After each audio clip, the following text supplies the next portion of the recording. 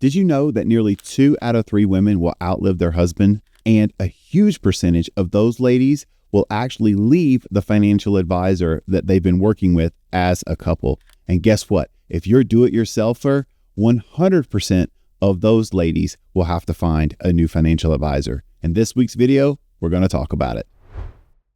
Welcome to the channel. My name is Michael Baker. I'm a certified financial planner. And one of the biggest things that I talk about and teach about when I do public retirement education workshops is the importance of a surviving spouse plan. But before we talk about it, I want you to guess what made David Bach say this. What I have taught for nearly 30 years now is, as a woman, I don't care what your situation is. I don't care if you're an entrepreneur. I don't care if you're a stay-at-home mother. I don't care if you're married to a local bank president. I don't care if you're married, single, widowed, divorced. As a woman, you have to be in charge of your finances. Period. Drop the mic. End of discussion. You can't delegate your financial well-being to anyone else. You have to be in charge. So for those of you who don't know who David Bach is, he is a very well-respected personal finance expert. He's very passionate about personal financial literacy, and he's written several books. He's extremely passionate about women as investors, women, personal financial journey, and a lot of it stems from his work experience that he had with his father, who was also a financial advisor. And here's the big thing. I love that he says the quiet part out loud, because I've experienced this also myself in working with lots of married couples. And before I get started, please understand that I also am very sensitive to the fact that the financial journey and path that many people have been on has shifted with generations. There's been generational shifts, right? Because like for my boomer clients, many of them will joke about the fact that their parents, the greatest generation, those World War II parents that, gave birth to the baby boomers, will talk about them and how talking about money with that generation, it's like taboo. Like there is absolutely no discussion whatsoever about people's finances for the most part, right?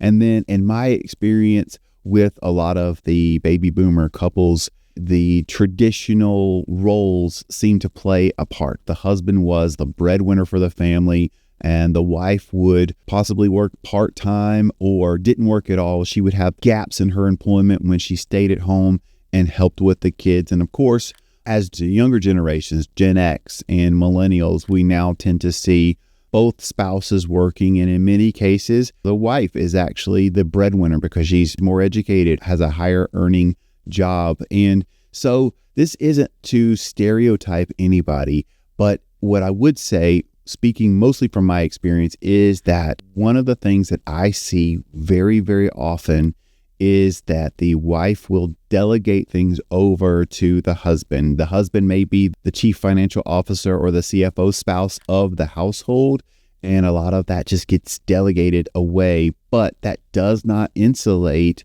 the wife or the non-CFO spouse from things happening, something happening unexpectedly, losing your spouse, an unexpected disability or health event, something that could totally derail that household. And the non-CFO spouse is now left with all of the financial decisions, all of the financial assets at their fingertips, and they don't know what to do.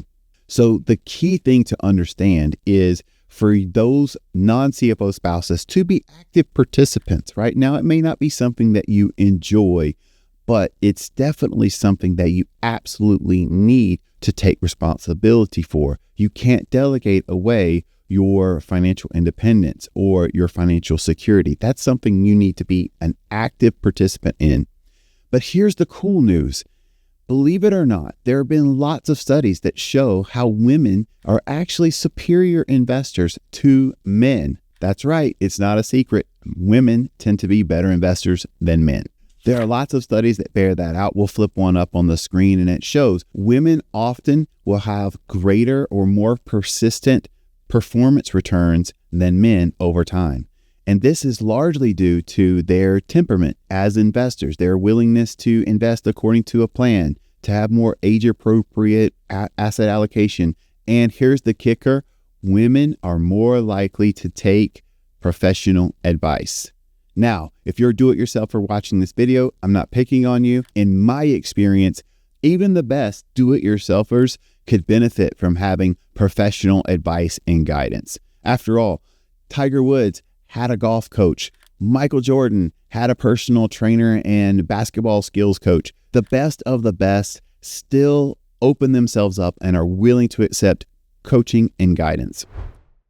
If you've made it with me this far, the key themes for this video is to, if you are a couple and you are married, you need to plan as a couple. That doesn't mean that one person can't take the reins and do most of the heavy lifting. In fact, that's how we typically see a lot of couples. The dynamic is there's a non-CFO spouse and a CFO spouse. However, if you are the CFO spouse, it is incumbent upon you to make sure you have a plan or a surviving spouse plan. Because in my experience, that spouse, that non-CFO spouse, if something were to happen to you, they are going to call somebody.